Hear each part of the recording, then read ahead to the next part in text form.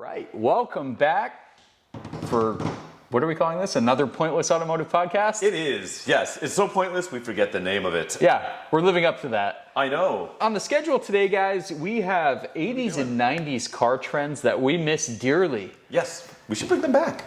Absolutely. Somebody no one will should. get behind there, but somebody should. I know we like control the long-reaching arm of the automotive world, so we can probably just make this happen by ourselves.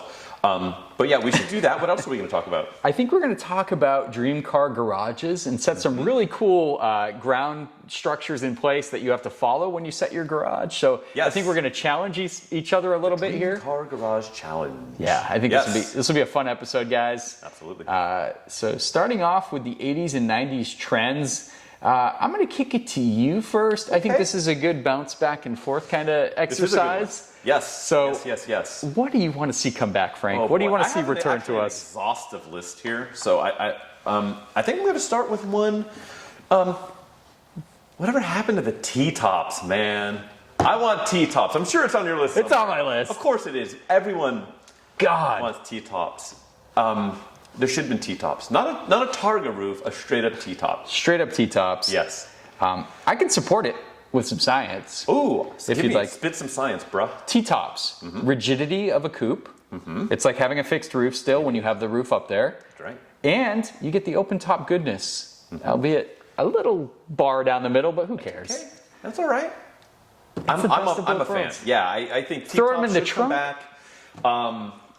You know, the whole reason we're even broaching this topic is because it's everything 80s and 90s is kind of coming back. But that's such a staple of the 80s and 90s is the T-top roof. You lift it up. Maybe they're made out of glass. Yeah. You can see through them. They got covers, whatever.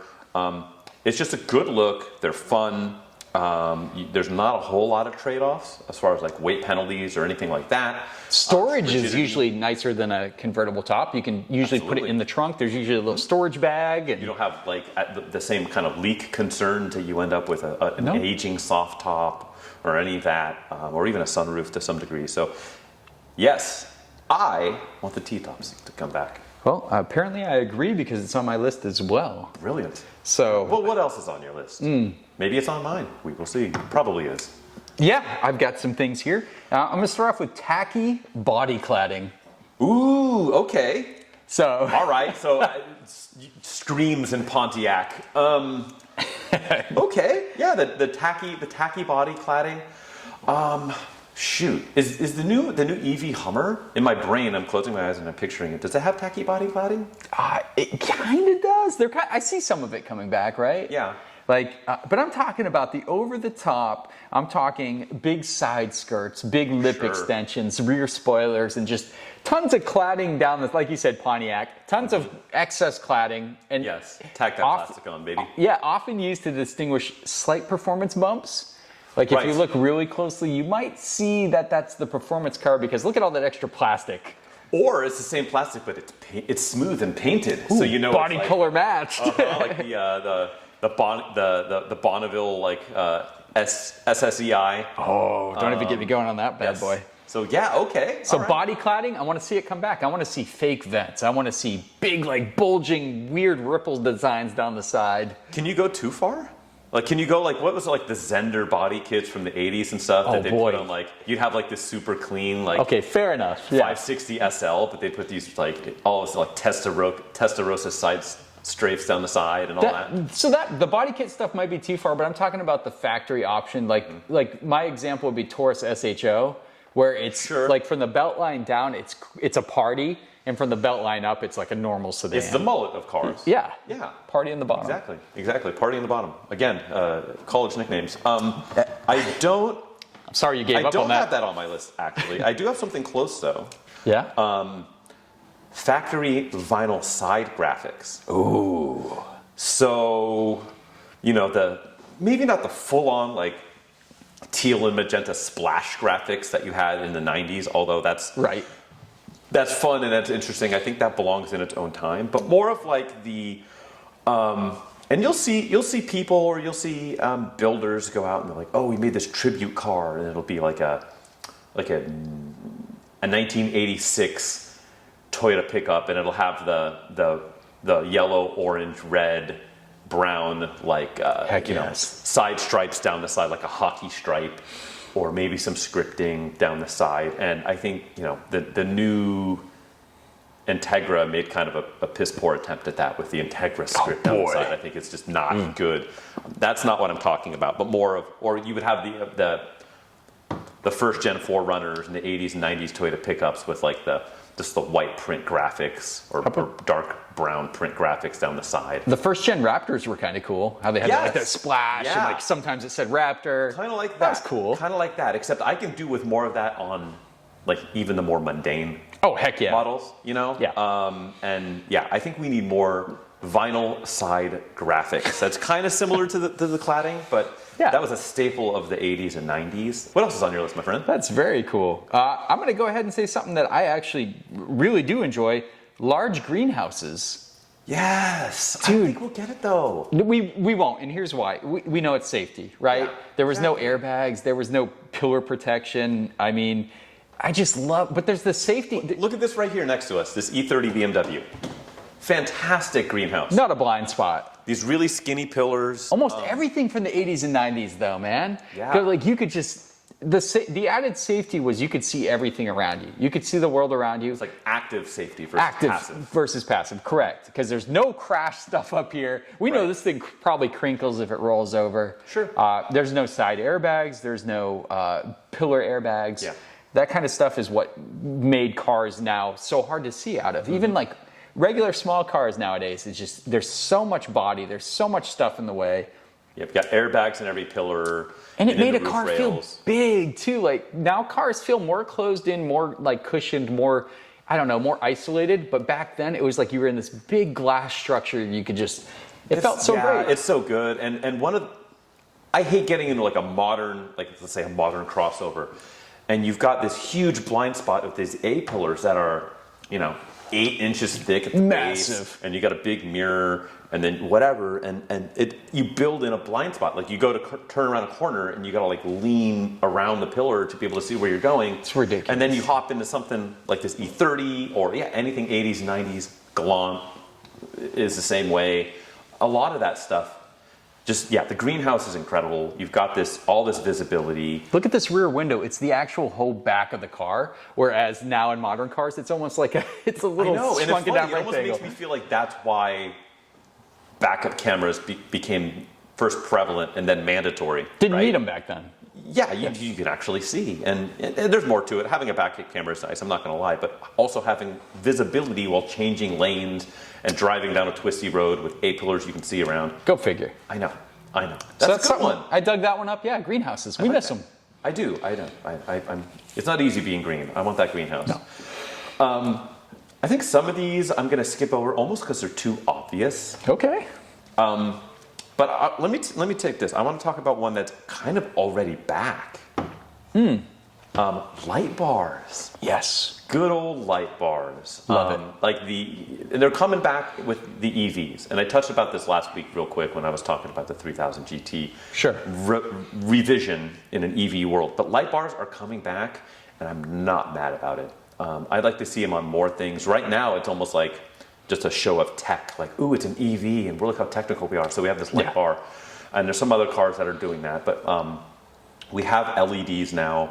We've got the stuff that we can do. We can not just have light bars. You can have dancing light bars. You can have color changing light bars. Programmable. Make it look like whatever you want. Yeah, exactly. So light bars, they're starting to come back. I want to see more of them. That was such a staple, a styling staple in the 80s and into the 90s. Yep. Every Mercury had the front light bar. Yep. Rear light bars. And I want to see more of it. I think it's fun. What else you got on your list? I like that. I like the light bars too. I'm going to engines here.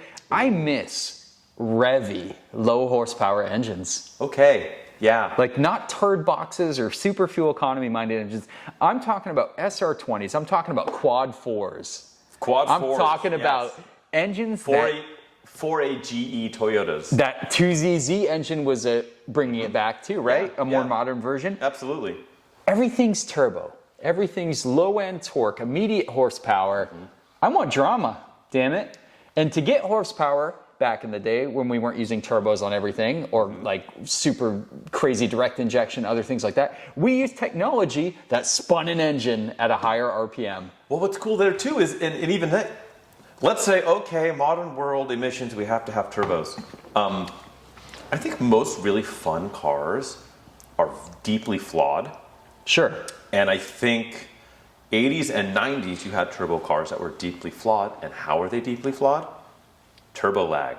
Oh, I like turbo lag for just fun, not for like track times and whatever, but just for like, you know, getting that seat of the pants. You got to keep it revved up. Oh, you yeah. Just let the turbo hit you in the back. When you hit 3,800 RPM. Yeah, I don't want to see boost below 4,000. No, exactly. So that's kind of that kind of speaks to that. I think is 80s turbo lag. Do you was remember so that? fun. And they weren't smooth. They were raspy. They were violent. They vibrated. Your quad fours vibrated the entire car. We need a quad four in our garage, don't we? need But just those kind of engines, like the SR20 even, like just little 2-liter that put out 140 horsepower that revved to mid 7,000s. What does that right now? Nothing. There's no high revving naturally. GT3, but like that's okay, sure. Yeah, you're spending deep into the six figures. But these were economy. These are cars that anybody could buy. And you know what? That's on my list. Is the affordable basement fun sports car. Oh boy, it's not here anymore. Well, there's one. Ooh, It's the 86. Miata. No, the GT86. No, but Miata too. Well, Miata. Yeah, you're right. Miata 86. I think that's it. Like I pretty much. literally think that's pretty much it. Yeah, there's like two in the marketplace. I miss them. That's all I'm saying. Yeah. I miss them. Maybe they don't belong in the marketplace. And those aren't even like the high RPM screamers that you're talking about. I mean, they'll rev. Yeah. But, you know. But they were fun. I know. All right, back to you. You know what I miss? Do you remember in the 80s, you can get the old, right in the middle, there were a couple different cars that had it. You had the radio, and then right below it, you had the big honking, heavy button graphic equalizer. Oh, yeah. Like you'd have like maybe 12 sliders. 8 or 12 sliders up and down, whatever. We've got the big screens now. And I know there's much to do about the death of the tactile button. Should come back. It's coming back too. It went away and then came back kind of. It's coming back, but now you're getting like the haptic touch. Oh, I hate stuff. Hate it. So I want to nod. I want to combine them. I want the graphic equalizer to come back with all the sliders. Love right? it. Yeah. Big head, like you can move them. They're there. You put your finger on it. You can actually like literally pinch it, move it around. That tied into the screen, right? So you have this. So now it's a graphic equalizer. But let's say you go to temperature control on your touchscreen. Okay. Well, now all of these change to. Do you want the back to get warm or cold? Do you want the seat? What about the back seats? You can control it from here. Like you can make it as a multi-function interface. Yeah, it's a graphic equalizer. It has that same aesthetic, but you can tie it into your existing modern tech, and you can do whatever you want with that. As far as I'm concerned, as long as you have those sliders and that look and that appearance, and you can tie it into a modern system, I think that would be super cool. And I love seeing those tactile sliders, and you can do whatever, and if you can, who knows, maybe you can push the sport button, and now you can control one is literally a physical slider for like steering response or steering wheel weight or the suspension dampening and whatever. Cool. You can go all the way to exhaust note, slide it up and down. So you're talking about almost applying it to a modern car, kind of like the Mustang with its toggle switches. It's coming back, baby. But actually make them do something. But do something. Not a fog light, graphic equalizer slider or whatever. Like that aesthetic, tactile buttons tied into the screen, so you can have them be multifaceted, multifunctional. I like that. Let's go. Very cool. Wow, that is cool. What do you bring it back? It's something we're completely missing. Ooh, something so obvious. Oh, is it? Are we? Is it a headlight treatment? Dude, no. Manual transmissions. Okay. Do you remember? And this is kind of silly, but I'm serious. Everything had a manual. Mm-hmm. Everything. Like that was the base transmission option, right? You get the base. Oh, you got a 5-speed manual. Nothing saves an economy car like a decent manual transmission. Doesn't matter what kind of turd box you're piloting. You throw a manual in there and 3 pedals. Now it's the polar opposite to CVT.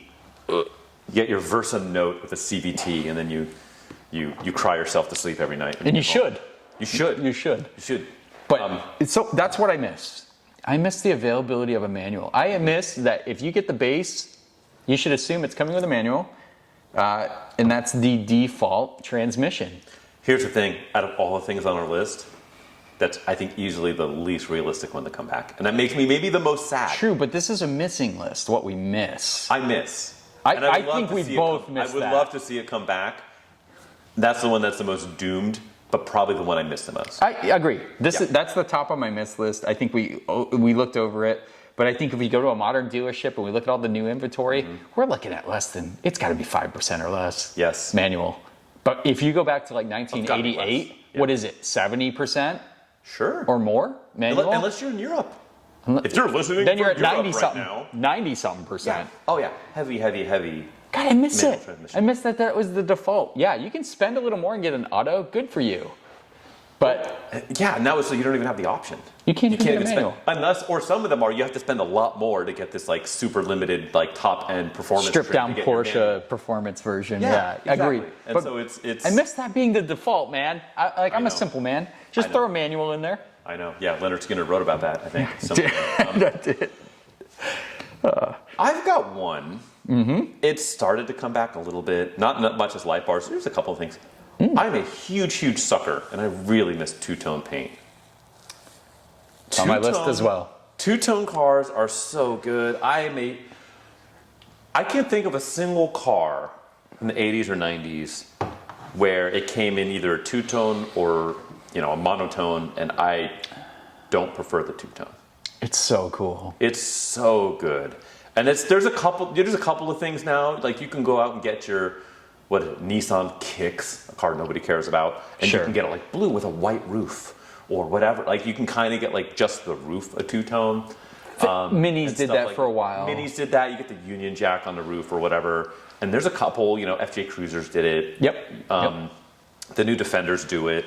I guess by default, Wrangler and Bronco at this point, but it's so few and far between. Like I want to see Right. I want to see like a sports car with an interesting two-tone paint package. And I guess part of it was like those wedgie cars were easier to just like draw the line down the middle and two-tonify. But Well, the body cladding too, right? Because the Sure. body cladding was separate from the body, Sure. so. yeah, and a lot of those were just gray plastic. But I mean like a straight up like dark blue, light blue, or Love silver it. black. Silver with anything. Yeah. Oh, Silver boy. anything. Yeah, like what was like the Even white with something. like the Shelby Chargers, where you'd have that like deep like Spanish The red with the Z's, silver. the Z's, two-tone. right? Had silver in color, Z's. silver in a color pattern. MR2. I remember seeing you can get a first gen. I really wanted it. I saw it. We'll have to the ones that got away episode. Yeah, that might be a two-part series. Supercharged MR2. Light blue, dark blue, two-tone manual blue leather interior. Oh boy, What a combo! And it wasn't just like the upper half is this color and the lower half is this. It was like the darker blue was like part of the bottom, and then up the C pillar.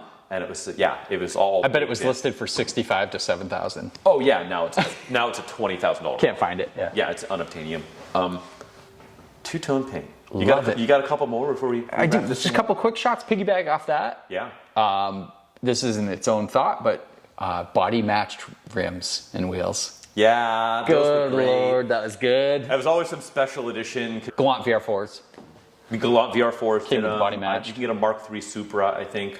The that has white with the white Pontiac, wheels. Pontiac did it on some of Pontiac did theirs. it, yeah, It looked so good, didn't it? Yeah. Like looking back, that was just a real quick one. My other one I wanted to add is comfortable seats.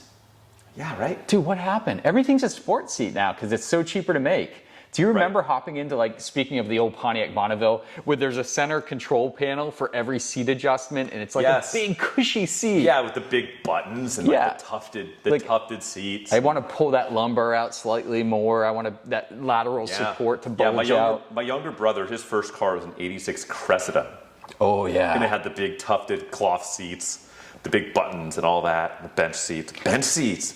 Bench sheets are great too. Remember comfort? It was comfort above sport, and I get it. It's cheaper to make a sports seat. I totally get it. But boy, we go back to those old cars, like even the Taurus SHO had all the different controls, like the side bolster adjustments, and even before that they had cars with the little air pump. Oh yeah. I felt like a Supra had the air pump. Yeah, see? But like, yeah, it was, and now you can get that stuff on like a 7 Series and whatever, an S Class. It's not and all the that. same though. Yeah, that's a good one. A couple of quick ones just to touch on.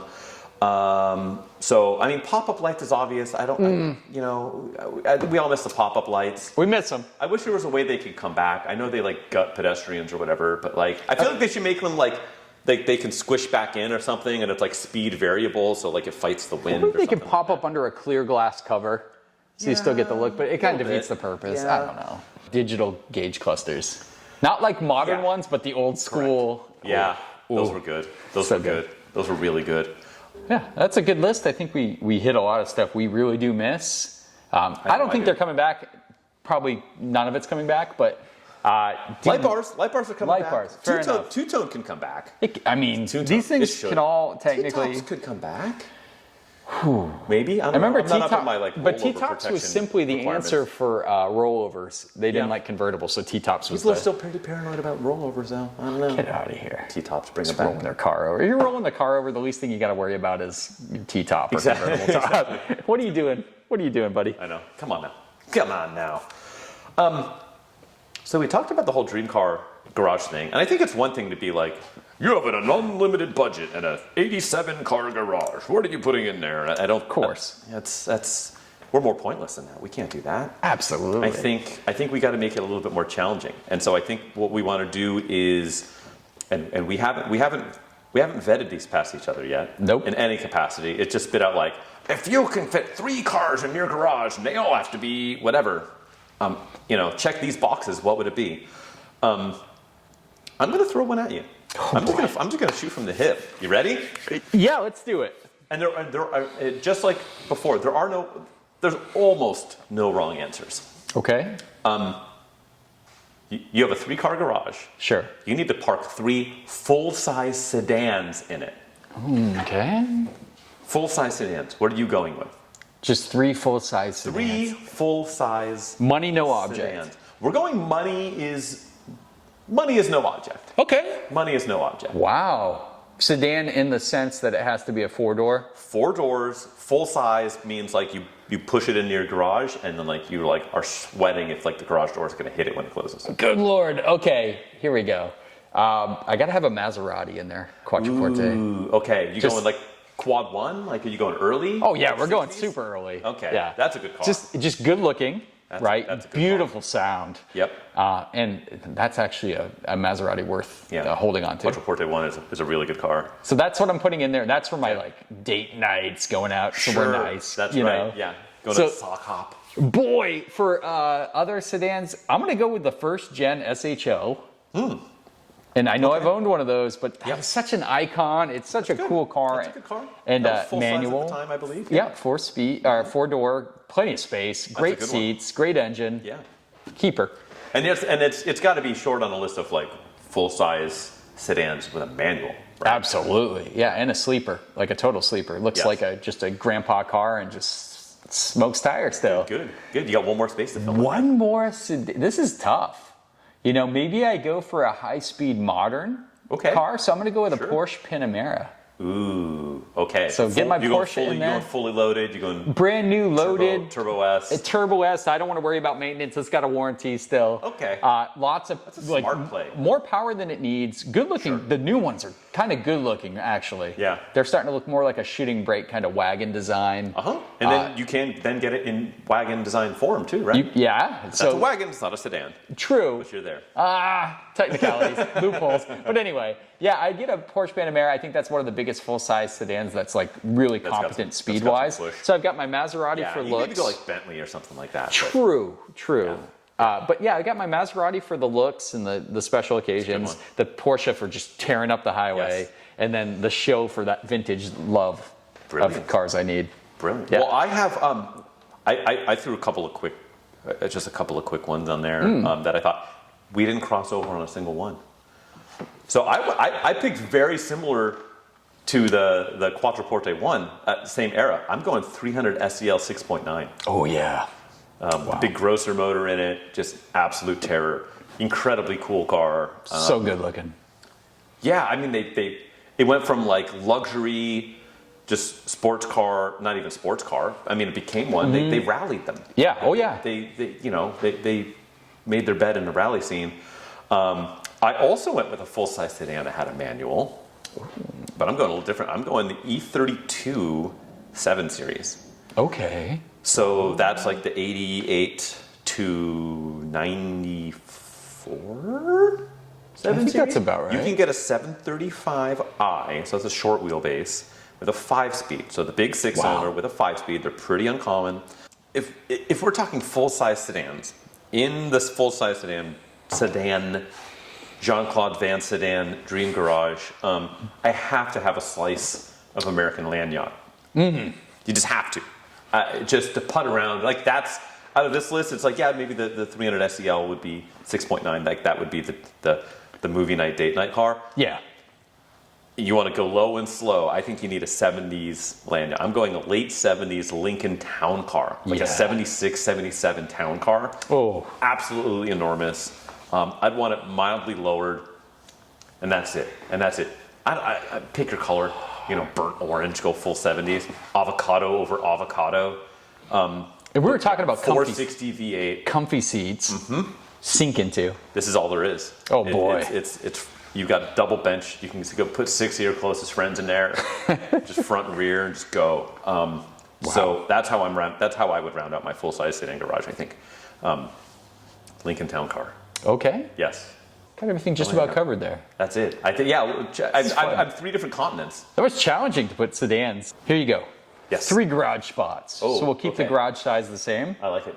Money, no object. Oh boy. Okay. Got to have a Ford badge though. Ooh. Have at it, my friend. That's it. Just straight up. That's Ford. it. Ford, and you have 3 choices. Man. Money, no object. What are you picking? This is more about see where your taste is. I need one 4-wheel drive representative, and if I'm gonna do that, I think I'm gonna go early Bronco. Oh. I think I'm gonna go early Bronco, 289 manual. Cleanest low mileage example. Right, and I think because I'm going early Bronco, I've got to color it the same way. I think I'm gonna go like buttercup yellow. Oh boy, yeah. With like the tan, like the tobacco tan interior.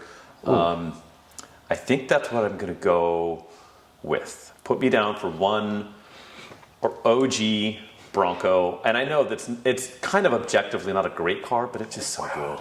The value's there now. Oh, the value is there. Yeah. I mean, it's money in, money out. But gorgeous. Good pick. You know what?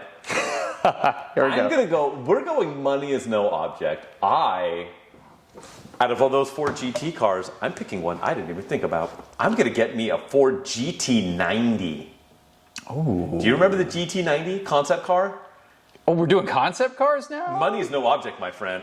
You can secure a roadworthy version of that car? There's one. I saw somebody imaged one. Somebody did a photo shoot with one with like rolling shots and everything like several months ago. So it's still out there. Okay. White, blue interior. That's the one that had like the triangular taillights. Right. With the quad center exhaust. And they had driving, like they were actually driving on a road. I don't know how roadworthy it is. But money's no object. I will make it roadworthy. Boy, that's cool. Yeah, okay, that's cool. I was thinking, the GT40, the GT. You can park that in your living room. That's so cool. Yeah. Oh, it's what a piece. That might be one of the greatest realized concept cars. Yeah.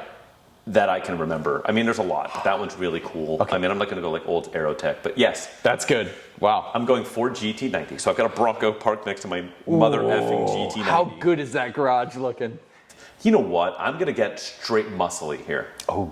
I think I'm going to go early 60s Ford Galaxy Thunderbolt. That's the one that had like the weird reverse teardrop hood. That's right. It was like an NHRA dragster special. I don't think they had the twin cam, not the twin cam. I don't think they had the 429 in it. I know 390. It might have been a 420. Money, no object. 427, 428. I'm really not a Ford guy. That's my problem. I was always a classic Mopar guy, but I'm going to go like the 63 Ford Galaxy Thunderbolt. Wow. Got a good looking garage. That's what I'm doing. How about you? What's on your list? Did we cross over at all? I'm thinking no. We almost did.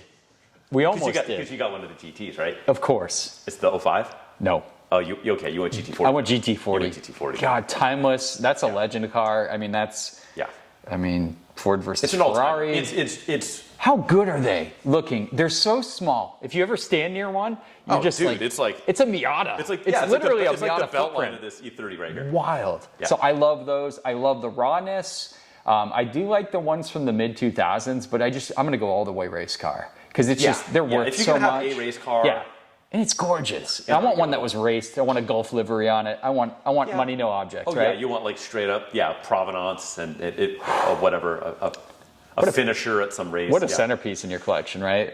Yeah. So I mean, that's kind of like it's kind of obviously the right answer. That's almost why I didn't want to do it. But Don't worry, you'll approve of the next two. Oh boy. And you glazed over these. Okay.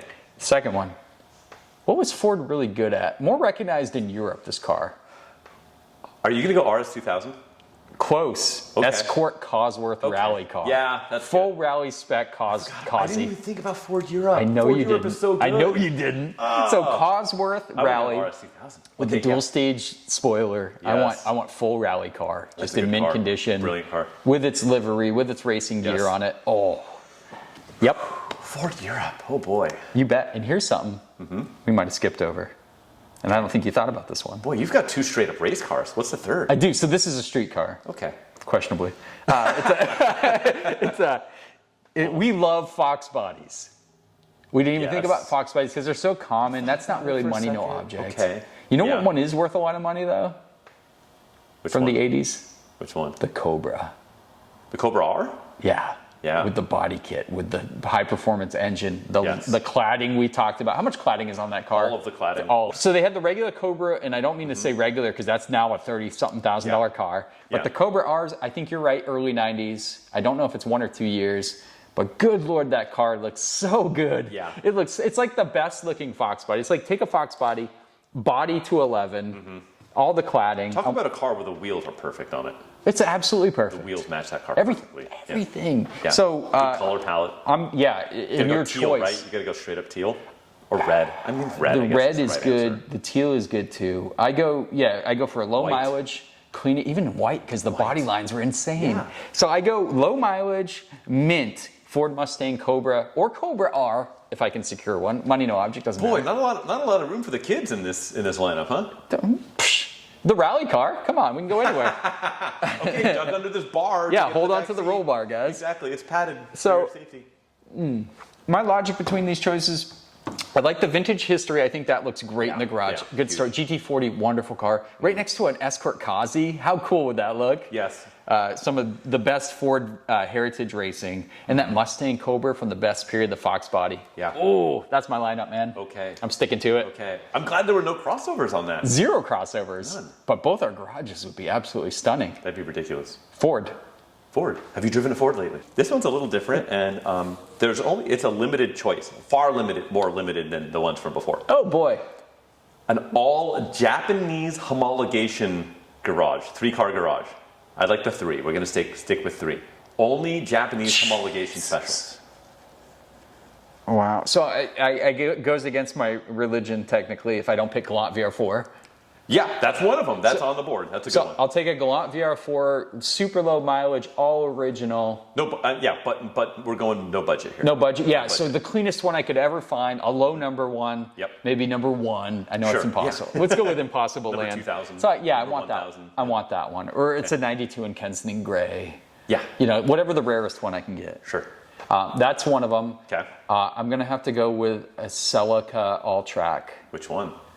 Boy, it's tough. I kind of want to go ST. 65, 260. Yeah, I want to go with the What, Forbidden Fruit, the 205? one we don't get, the 205. 205. Yeah, because we don't have it here. Yeah. And I think Did you that's... play a lot of Sega Rally I did. Championship? Yes. Yeah, buddy. You could have the Castrol livery? Yeah. Absolutely. It was either that or the, what was the other car in that game? It was the... Was it the Delta Integrale? Delta Integrale. Yeah, And you yeah. could pick that. And I was It like, was no, wait, the- Toyota for life. Yeah. Oh, yeah, yeah. I want those 4 headlights. Yeah, no, good call, good call. And what's the third one? Boy, this is going to get tough, though. Not a lot of I think choices. there's a bunch that are out there that I don't even realize are homologation specials. This is a pretty tight window I just put here. So It's super tight. You know I'm going to have trouble. We got our Toyota. We've got our Galant. Well, you know what? Let's go more modern. I'm kind of messing up. I want an Evo 6 Tommy Mackinnon edition. okay, Oh, yeah, God. Like How the good actual is that? straight up race car. The straight up, yeah, because they built the TMEs for the street too that you could buy. Yes. And that's totally a homologation car. So that's what I'm, boom, that's it. So something good. modern. That's yeah, good. dude. Okay. What a garage. Oh boy, wouldn't that be fun? Kick it back to you. I know you got something sweet there. So I have one of them we definitely crossed over on, and that's the ST205. Oh, good. That specific. Yes. That specific all track. Wow, awesome. I really like the 165. I mean, they're all good. I've had a crush on that car for a very, very, very long time. Forbidden fruit, Twice I've almost bought an ST165. Yep. But the 205 is something special. If there was a way I can import one from the one of the 7 that were imported to Germany or something, so I can get a left-hand drive one. Which, I mean, I can drive right-hand drive, that's fine. But there's an extra level of scary about driving hard in a right-hand drive car versus just driving a right-hand car. That was a monster too. What a cool car. Yeah, I think those were good for 255 horse from the factory. Water-to-water intercooled. Yeah, and they had different versions. There were different variants. Yeah. Like I know in the 85, there's the Carlos Sainz. Oh right. Right. Limited edition. It had a different intercooler and all that. So cool. ST205 specifically. I'm gonna go. I want a little hot hatch. I'm gonna do a 323 GTX. Oh, remember how you almost bought one of those? I know. And then I called the guy. He's like, "Oh, I sold it yesterday." I just brought that up yet. I bring that up often in conversation. It's okay. The ones that got away. The 323 GTX, which is a great car. Transmission's made of glass, but keep it stock. Look after it. I think that's cool. I don't want to say that I've never seen one in person because I probably have. I cannot even begin to be like, oh, I remember I saw one. You just know. I passed on a couple of them that were kind of roughed up back in probably the early 2000s, mid 2000s. I think there was a lot more, but they didn't have a high output of power, so they weren't super popular. Because they were 132 or something horsepower. For a turbo 4, which was equal to some 4-cylinder horsepower outputs at the time without the turbo. Tiny car. Yeah. Tiny car. Good looking car though. You can boost them if you want. Just be gentle with the transmission.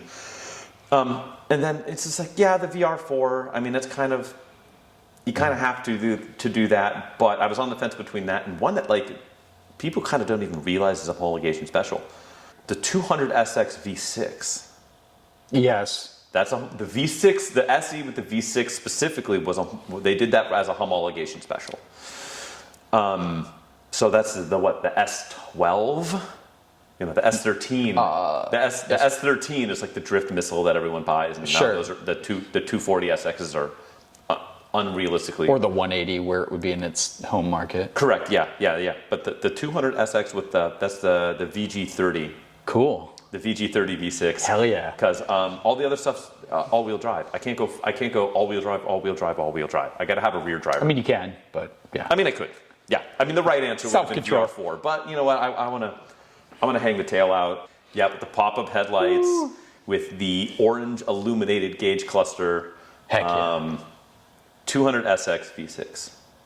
That rounds out. Great garage. That rounds out my Japanese homologation only three-car garage, which is a little niche. I love it. Yeah, we nailed it though. I think we picked some fantastic cars in there.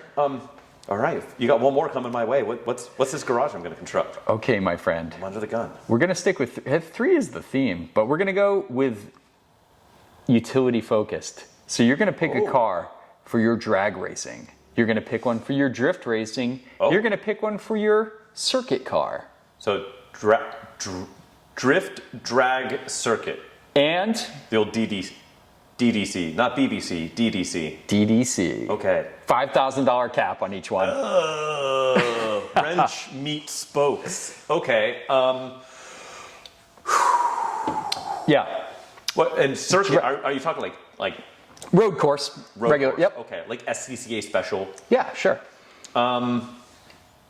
Okay. Let's just start there while we're there. $5,000. $5,000 on today's market. That's right. Today's market, that's the rub. Because you bet. No, we're not going back 2 years. Listeners at home, is always the answer until you said under $5,000 in today's market. Well, you can't even secure one. You take on the So you can do some basic maintenance. I don't want to be too bad. What would you buy with some basic maintenance and then take it on a track? Sure.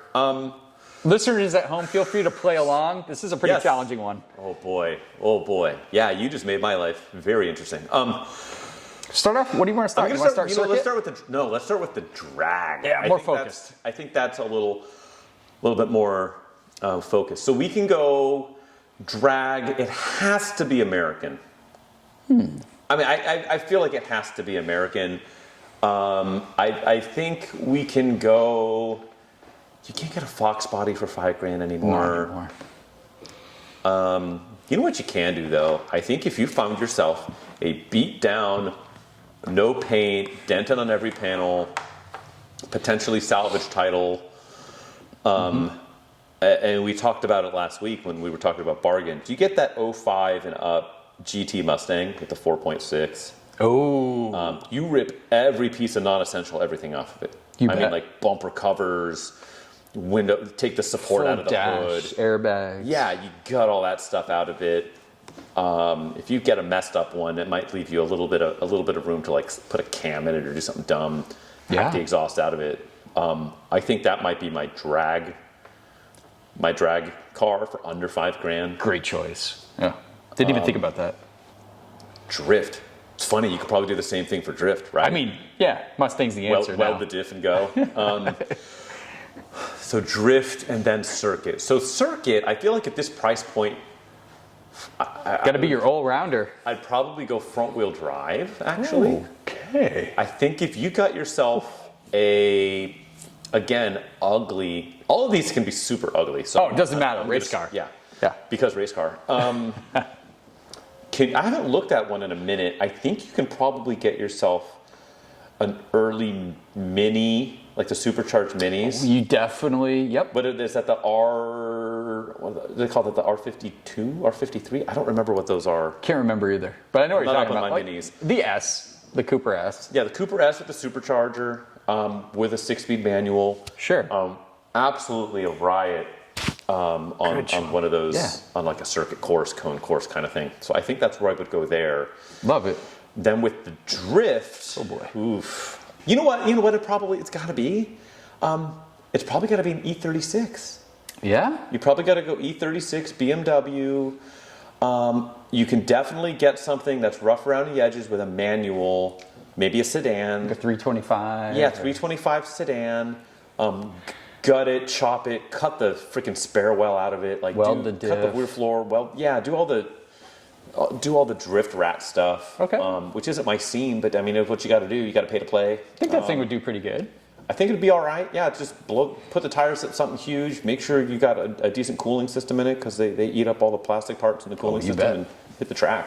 I think that's what I'm going to do. I like that, man. Garage. That's awesome.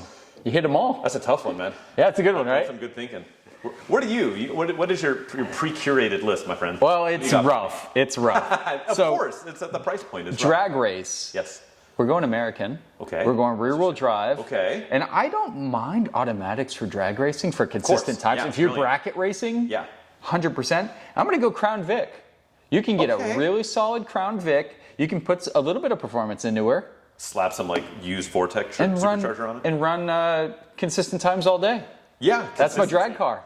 That's it. Okay. Stripped out Crown Vic with some mods. Retired cop car. Let's go. Yeah. Oh, you bet. Salvage Taxi title. Special, yep.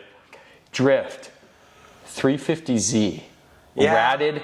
Salvage title. You can get them under $5,000. It's got to be beat to get under $5,000. But that's a good call. And they're great drift cars. Great balance. I feel, you know what's funny? I feel like we literally both picked like you go to like drift night at like any local track, and that's what you see out there are hogged out 350Zs and E36s. Oh, 100%. Yeah. But I think a 350Z for drift, just the balance is there, good chassis, good dynamics for drifting. Yeah. They are affordable because they made 1 million of them. Yep. And the prices are good. For salvage title 350Zs, you can get, you're probably not getting an HR or anything with the better motor, but one of those first gens. Early 03, 04, yeah. Throw some crap tires on it, weld the diff. Get racing. It's a good drift car. Heck yeah. For my circuit, I went with your drift car, an E36, because that chassis... It's a good chassis. That chassis can take on a racetrack. Yeah. It really can. So you can get a 325. It can be salvage title. Sure. $5,000, you can find 325s all day, E36s. Yeah, with a manual. With a manual. Sedan. Good suspension mods, cheap suspension that still gets it done, good brakes, good tires, and you got a circuit beater right there. And you've got support within that community, right? Tons of it. If you get out there and you break something, or you get out there and you're not set up the way you want it to be, you just like look to your right or to your left or behind you and like tap someone on the shoulder and be like, E36. And they're like, I've got half of those parts in my garage. Like, Exactly. the amount of support within those communities. Good aftermarket support too, good mods, and you don't need much. You slap sticky tires on that with a good suspension setup and good brakes, even pads and rotors and fluid. You got a pretty good track car right there. Absolutely. Yeah. So that's my, and not all day under 5K for a beat up E36. Yeah, and which means that in 2 years, very nice E36s. And we're already kind of getting there on the M3s. Dude, yeah. Very nice E36s. That's going to be the next E30. I mean, not just like chronologically and like manufactured, but like it's going to be to find a really nice stock, you know, whatever, 328 IS. Good luck. Yeah, good luck. Good luck. So that's what I got. I got my Crown Vic for dragging. I got my 350Z for drifting, and my E36 crushing circuits. Let's go racing. I think for 15K, we'd have a hell of a time with those cars. Yeah. We'd have a blast. Exactly. Yeah. Exactly. Good times. That was fun. Okay, that was. So we've got a couple of full garages. Beyond that, I think I need to bust the quiz out. I need to quiz all over this table. Let me figure this out, because I've got two options. I'm gonna go plan B. Are you ready to be quizzed? And just for a quick refresher, the way we do is I'm gonna get a piece of 80s or 90s or early 2000s print copy. So this is up an ad in a magazine for a vehicle. I'm not gonna say the name of the vehicle. I'm just gonna read the print copy. And my friend here, Chadwick, is going to have to try and come up with what kind of car this is. And we encourage you guys to play along at home. It's pretty fun. Right. Yeah, it's pretty challenging. And I guess I only get 3 guesses total. That's the plan. To keep me from doing this on ad nauseum forever and ever. Yes. And boy, I know Frank has got some obscure ads in his pocket. And after each guess, you get to ask for a hint. Yes. And we'll go from there. All right, man. Are you ready? Yeah.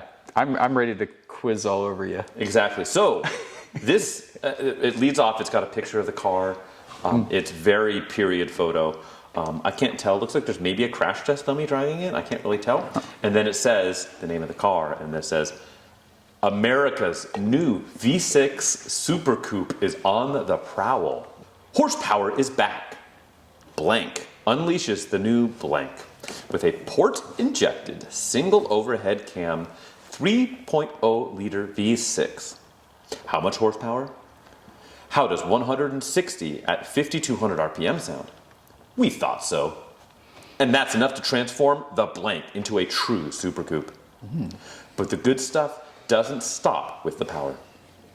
With its high-performance rear-wheel drive chassis layout, the muscular blank gets all the power to the road, leaving the pretenders behind.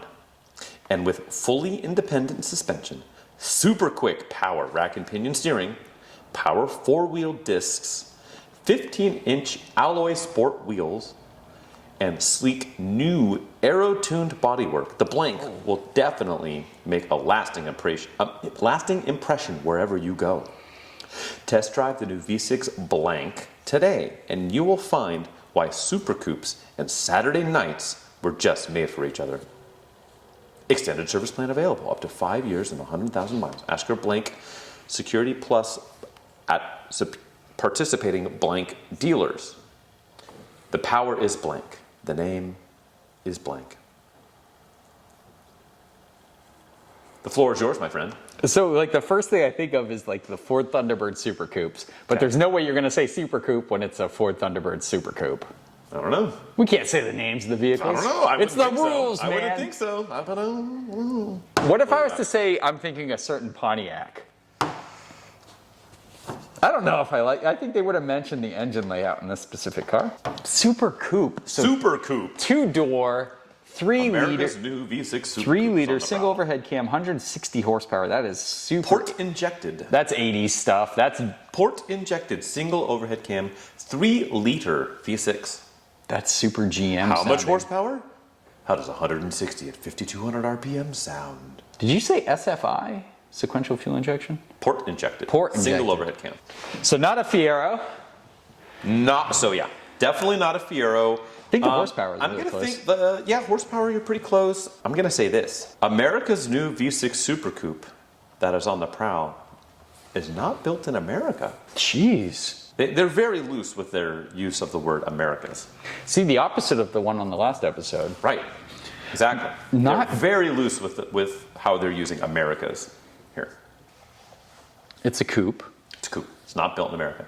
I mean, I don't think it's built in America. Single overhead cam, 3.0. Boy, oh boy, guys. 4-wheel disc, 15-inch, fully independent suspension, 160 horsepower. 3.0 is a pretty big V6, though, for this period. Pretty, it is. Yeah, I guess. Like the Mazda had a 2.5. Mazda had a 2.5. Acura had a 2.5. Lexus had one. Lexus Toyota had a 2.5. They had a 3-liter, too, though. And then they had a 3-liter. Yes, 3-liter. Pretty ubiquitous engine size. So I'm going to rule out, not built in America. Not built in America. Is this badge engineering, my friend? Could be. Like a stone-faced over there. All right. Super Coupe. Super Coupe. Horsepower is back. I think I got this. I think I got it, buddy. You could get this in the manual, too, but super rare. Definitely could get it in a manual. I don't know how rare. 2-door only. Rear-wheel drive. Some would say this engine is very popular, the designation on this engine. What you got for me, Brett? What do I got? I got a Lexus Sc300. It is not the Lexus Sc300. That would be an inline 6. Damn it. This Wait, is did a you say? V6. You didn't say. Oh, you Port said I injected didn't catch single that. overhead cam 3.0 liter V6. Oh, I didn't catch How the much V6. horsepower? That was my bad. 160 horsepower, 5,200 RPM. Damnable. So incorrect. I'm going to give you a hint. This car actually exists in. It's one of the cars that exists in my dream garage from earlier. One of my dream garages. Which one? I don't know. Were you taking notes? I mean, no. So it was either the Ford. Oh, one of yours. Could have been one of yours. Yeah. Wish I could remember what happened 5 minutes ago. And it was. I'll say this. It was the same country as of origin as the Sc300. So it is Japan. Japanese. I'm stumped. It's Japanese. Dude. Homologation car. It was rear-wheel drive. It was manual. It was a hatchback. We didn't get the homologation version, though. We just got the Nissan 200 SX. Yes. Yes. You gave it away. I led you there pretty heavily. You did heavily, but we didn't get the homologation. I actually just looked at one of those the other day online. Yes. They kind of remind me of the Accord coupes. With the pop-ups. With the pop-ups. They look a lot like that. Yes. Rear-wheel Horsepower is drive. back. Nissan unleashes the new 200 SE. Port-injected single overhead cam 3.0 liter V6. So it's the same V6 in the Z71 300ZX. Z31. Yeah, what'd I say? Z71. Yeah, not that one. Z71 is a truck. It's a Chevy. Z31. Yes. 300ZX. Great vehicle. The VG30. Very similar to what's in the hood, under the hood of this 300ZX Z32, actually. Yeah, Isn't that kind of cool? That's a VG30DE. This is single overhead cam version. Yeah, it was also in the M30, the same motor in the Infiniti M30. Good deal. Same motor in the first-gen Pathfinder, in the hard body pickups, and in the early Maximas, the really boxy Maxima. But those are super awesome. Yes. And I don't know why I missed V6. I put all the engine notes down, but Lexus SC kind of fell in there because it was a Super Coupe SC. Yep. Yeah. So like really, Yeah, I thought I nailed it. Right. Yep. Damn, man, good one. What a great looking car too. Good car, totally underrated, totally underappreciated. The interiors were cool on those too. They had some really cool cloth patterns in there. Yeah, it was like that heavy texture and like the inlays and all that. Super cool. The dash cracked like day number 7 of owning. Exactly. Yes. So I'm giving myself half credit on that one, man. Oh, it's a 0.5er. Yeah, it's a 0.5er. Yeah, You led me there. I tried to lead that horse. I couldn't remember your list. That was what got me though. Like, it wasn't because I recalled your list. It's because I thought of the 200 SX. Yes. Well, there we go. Whew. Bang. What a good one. That was a tough Another one, day man. at the office. That was a tough one. The other one I was going to read, and then I went back. I was like, well, don't give it up yet. We might need it. It's even more difficult. Oh, jeez. So, yeah, I think we'll we'll punt on that. But I think that's kind of what we've got, with the exception of just some quick updates on the project car progress, the P to the C to the P. Let's do some PCP, man. Let's do some PCP. How about I just start, because I really don't have a Please. whole lot to update here. Yeah. Quick shot. I'm still back into closing my eyes and plugging my ears and not going into my garage, which is it's a problem of mine. But I need to get back in there and finish up the timing belt on the Porsche. Yep. Because I gotta button that up. I finally did get the charge pipe gasket and the special order stuff. It's a big deal. That I needed, so I have that now. I'm hopefully I'll finish that. I got a wild weekend. Hopefully I'll finish that up this weekend. Cool. If not, then I've got brakes on the wife's daily RX 330 I got to do. Pads, rotors, fun things. But yeah, I mean, I've made very little to no progress on that front. But it's there. I have all the parts to actually assemble it now.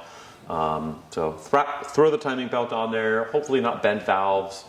Put it all back together, and then I gotta buzz it by the smog, my local smog technician, and see what we made any headway. Up to muster. Yes, exactly. So I can legally drive it. That would be wonderful. What are you doing?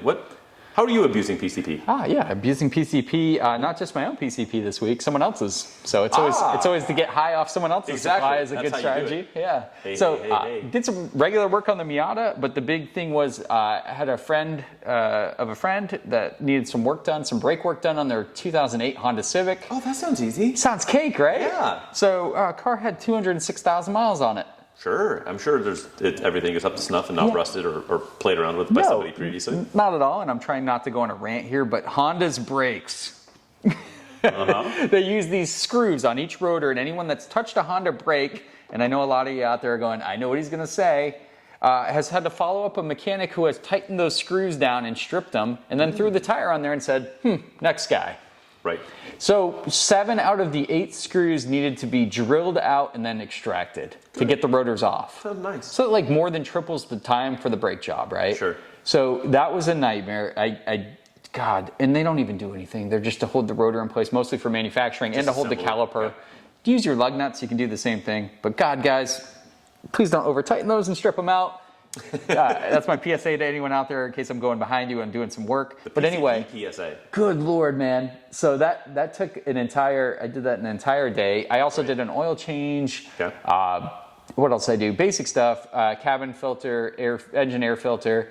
As a bonus, when someone brings a car into my garage, this is someone that didn't want to spend extra money. Do you do the Christmas tree air freshener? Is that the bonus? I didn't. I restored their headlights though. Ooh. So their headlights were completely yellow, and when I drove the car home at night, I couldn't see anything. So they looked brand new when I was done. Polished those up. I also replaced the battery in their keyless remotes, and now they have the remote access again. Look at that. Look how nice that CR2032 battery or whatever. It was a CR1616 on that one. Okay. Good guess though. Yes.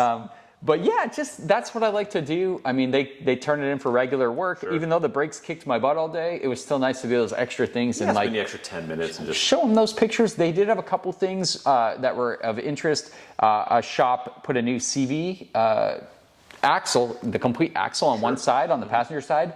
And for whatever reason, the boot didn't fit and it had fallen off of the axle and grease was everywhere. And the reason I could tell it was done recently is because the only thing shiny under that car was a brand new rubber boot with, the chrome strip. Extra shiny with grease. Pointed that out. That's a big thing. So they're going to take it back to the shop and get that fixed. I didn't want to touch it. Yeah. So you don't want to open that can of worms up. Yeah, and also you already opened up the can of worms, having to drill all the brakes. Right. Show them a picture of me drilling out all their screws. But they're going to take it back to that shop. They're good. They were super happy. I did all 4 brakes and everything else for the price they got quoted for just the rears. Boom. So that was my PCP, helping someone out. There you go. Now you have PCP money. Yeah. Pay it forward. PCP. That's right. Exactly. Use it forward. Brilliant. Okay. Well, I mean, that's kind of where we are. Boom. Stamp on it. We're halfway to 10 episodes. Wow. What a milestone. I know. What happened? So, as always, thanks for hanging out and keeping it pointless and listening along. Do all of the things on all of the platforms. Yep. Do the download and the subscribe and whatever on whatever your local podcast listening situation is. Same with on the YouTubes. Find us on the Instagrams. Yep. At APA Podcast. And That's kind of all we got. You got anything else? Everything.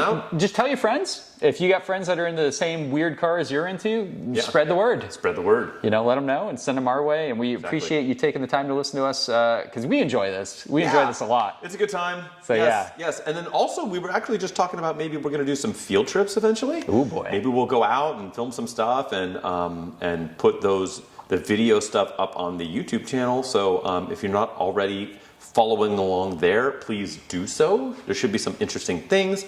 Otherwise, I think we're just going to bid y'all's adieu. Yep, it's been real.